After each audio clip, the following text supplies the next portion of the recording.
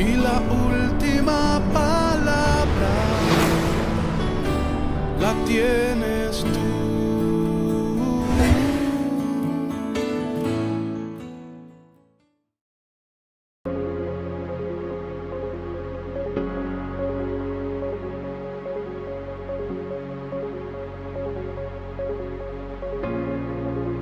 Aquel que hizo al ciego ver, camina hoy frente a mí, camina hoy frente a mí.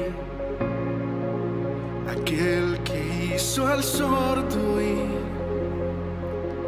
mis temores él quitó, mis temores él quitó. Yo creo en ti. Creo en ti, milagros tú harás.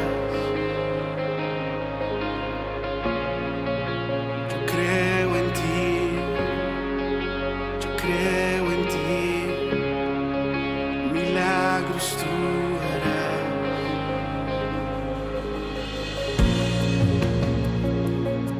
Amado Dios y Padre Celestial, te damos infinitas gracias, Señor, por darnos esta preciosa oportunidad, un día más en tu presencia, hablando de la preciosa palabra de Dios, compartiéndolas con sus hijos, hombres que se han levantado a decir, sí te creo, Señor, hombres que se han levantado a decir, creo que hay un propósito en mi vida y por este propósito estoy dispuesto a luchar. Nuevamente con nosotros el pastor y profeta Alexis Maldonado. Y hoy le quiero hacer algunas preguntas, pastor. En el tiempo que tengo de conocerlo, más o menos 11 años, he visto que realmente usted es un hombre consagrado a Dios. ¿Qué le da fuerzas a usted, pastor, para perseverar y mantenerse en la promesa que Dios le ha dado a su vida? La Escritura nos habla de la fe y hay un hombre en la Escritura que ha marcado mi vida desde que conocí a Jesús, desde que conocí la Escritura, y ese hombre es Abraham. Lo menciona en el Antiguo Testamento, pero también aparece en el Nuevo Testamento como el hombre de fe, como el amigo de Dios. Amén. Pero también como el hombre de altar, porque es un hombre de altar, de pactos con Dios. Y yo diría que la fe me impulsa a tomar ese reto de permanecer cada día buscando más de Él y avanzar en este camino que mucha gente piensa que llegó al Evangelio y dice, ay no, eso es color de rosa. No, el Evangelio no es color de rosa. La palabra dice que es para los valientes, es para aquellos que realmente son valientes. Y muchos retroceden porque hay cosas duras en el Evangelio que a veces no nos dejan avanzar. Ya algunos me habían preguntado que si el pastor Alexis se sonreía, porque a veces sale muy serio. Qué bien, pastor. Bueno, sí, miren, el pastor Alexis sí se sonríe. Pastor Alexis, hay momentos en la vida en que pese a nuestra consagración, me consta su consagración a Dios, en todas esas promesas que nos ha dado, no es fácil seguir esperando porque en sí no vemos como la respuesta inmediata. Surgirían dos preguntas acá, pastor. ¿Ha visto usted las respuestas de Dios en su vida? ¿Y de qué manera responde Dios? No siempre la respuesta de Dios, igual que el éxito, es traducido en dinero, posiciones, pero son dos preguntas. ¿Usted ha visto la respuesta de Dios y de qué manera ha sido? La respuesta las vemos, yo creo que muy a menudo, o la respuesta las vemos todos los días. Cada vez que tú vas a la palabra, cada vez que alguien va a la palabra, encuentra respuestas. Es la palabra de Dios y a veces interrogantes que tenemos y allí encontramos respuesta de Dios. Pero encontramos respuesta de Dios cuando realmente las puertas se abren y tú ves que se abrieron puertas de oportunidades para tu ministerio, para un trabajo, para tus hijos, para tu familia, y ahí está hay respuesta de Dios en eso. Amén, gloria a Dios. Bueno, pastor, sé que trae un lindo mensaje, como siempre que tengo la oportunidad de invitarlo a la última palabra. Compártanos ese mensaje que nos trae para hoy. Quisiera hablarles en este momento oportuno que Dios nos da de su tiempo y del tiempo que usted dispone también para escuchar este programa y ver este programa acerca de los beneficios de una vida con propósito. Y quisiera leerle ya de lleno en el capítulo 29 de Jeremías, el verso 11, donde Dios da una palabra muy específica. Para mí esta palabra me ha marcado muchísimo. Y dice: porque yo sé los pensamientos que tengo acerca de vosotros, dice Jehová, pensamientos de paz y no de mal, para daros el fin que esperas. Y nos habla acerca de lo que Dios tiene para nosotros. Dios no tiene cosas malas para el ser humano. Dios nunca piensa en el mal para el ser humano. Dios nunca piensa el mal para nosotros. Hay gente que dice, está así porque Dios lo está castigando. No, Dios no castiga a nadie. Yo creo que somos nosotros los que nos castigamos cuando tomamos malas decisiones, por nuestras malas acciones, por nuestro comportamiento. Y es precisamente, hay una palabra que la tengo acá escrita, y dice que la tragedia más terrible no es morir, sino vivir sin propósito. O sea, vivir sin un propósito en la vida es prácticamente estar como muerto. O sea, no tiene sentido la vida. Hay personas que dicen, mi vida no tiene sentido. Y escuchamos a los jóvenes, escuchamos a personas tan jóvenes diciendo que la vida no tiene sentido. Pero ¿por qué no tiene sentido la vida? La vida no tiene sentido para muchos porque no tienen un propósito en sí.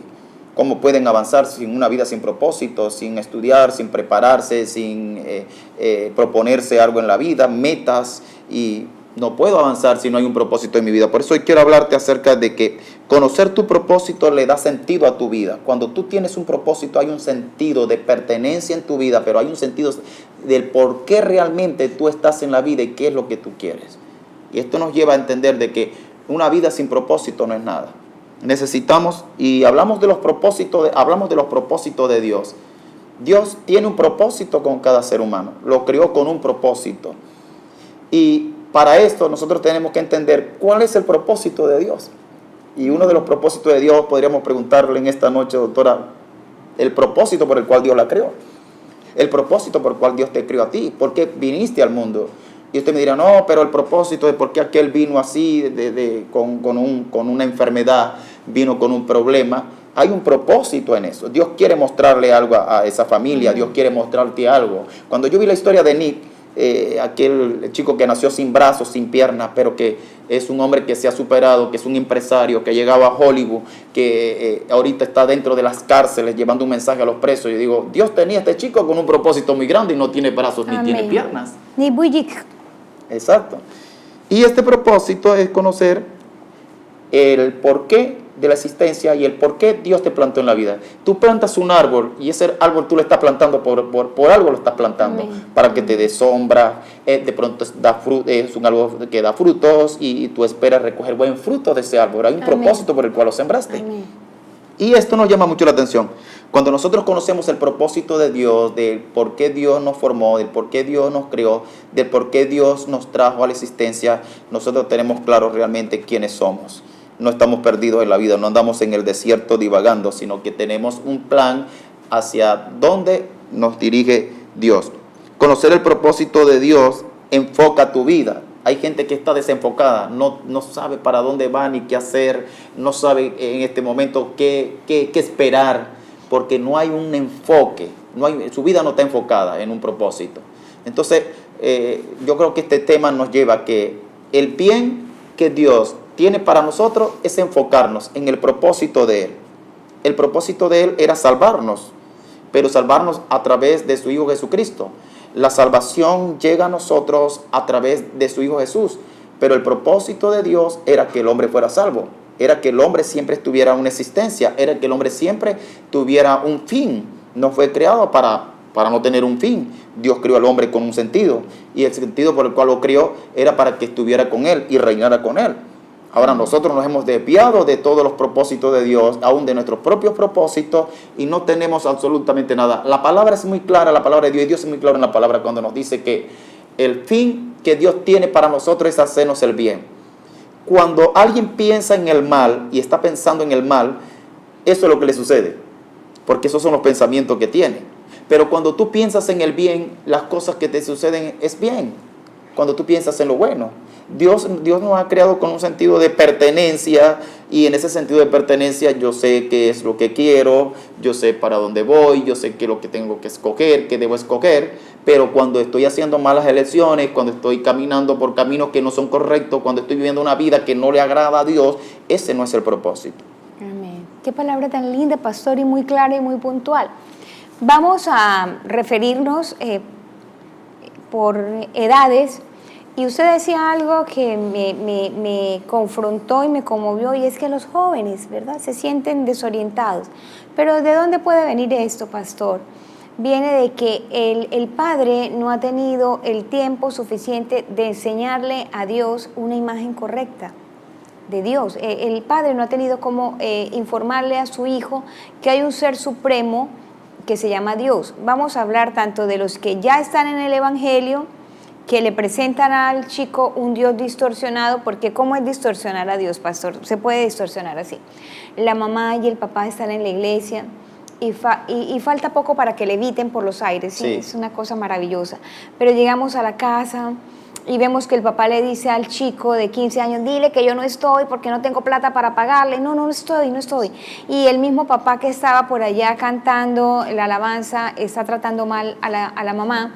Entonces este chico tiene una imagen completamente distorsionada de Dios. También está el chico que sus padres nunca le han hablado de nada de Dios y no saben a quién buscar. ¿Qué pueden hacer los jóvenes, pastor, para encontrarse con Dios y con su propósito? Yo creo que toda la enseñanza comienza en casa.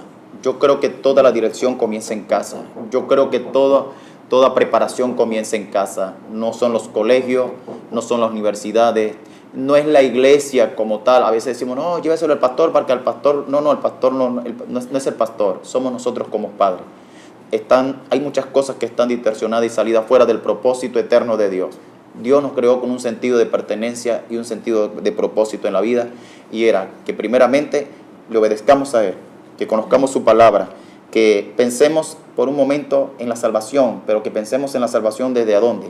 Desde el Calvario, podríamos decirlo así en este momento, o desde qué punto podríamos pensar en la salvación. La salvación comienza en casa, la salvación comienza con nosotros mismos, cuando realmente nosotros estamos salvando a nuestros hijos de lo que se está viviendo en este momento. No tienen sentido de pertenencia, no tienen vida con propósito, su vida no tiene sentido. ¿Pero por qué no tiene sentido? Se cortan las venas, hay cosas que están pasando en este momento, pero los padres no saben nada de eso. ¿Por qué? Porque es todo lo que se ha formado y todo lo que se ha criado durante mucho tiempo. ¿A qué te invito yo en este momento? Amén. A que desde allí, desde tu casa, empieces a darle sentido a tu vida, comiences a crear un propósito a través de Dios, porque Dios tiene un propósito eterno para ti, para tu familia, para tus hijos, para tu vida. Y cuando yo creo eso, yo comienzo a caminar en lo divino o en el propósito divino de Dios. Amén, qué alegría, pastor. Sabe que el tiempo es corto, me encantaría que pudiéramos seguir profundizando en este tema. Si es posible, lo voy a dejar con un video de Nick Vujicic, el hombre sin brazos ni piernas que Dios está usando, solo para recordar que Dios siempre tiene un propósito en su vida y en la mía, y que en toda circunstancia La última palabra la tiene Dios. que el Señor les bendiga. Feliz noche. Fluye en mi ser. Yo creo en ti. Yo creo en ti. Milagros tú harás. Yo creo en ti. Yo creo en ti. Milagros tú harás.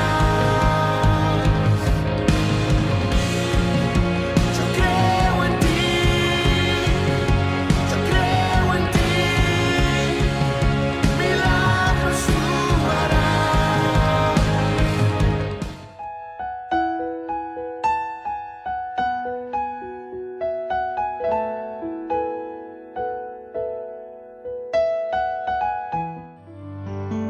Y la última palabra.